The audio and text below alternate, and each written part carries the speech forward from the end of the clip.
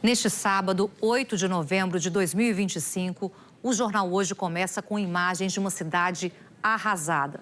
Um tornado matou 6 pessoas e devastou o Rio Bonito do Iguaçu, no interior do Paraná.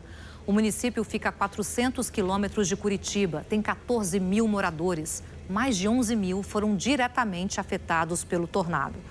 O governo do Paraná decretou estado de calamidade pública, o que quer dizer é uma forma de acelerar o repasse de recursos para ajudar a população. Desde a madrugada, bombeiros, socorristas e voluntários estão trabalhando no resgate e na ajuda aos atingidos.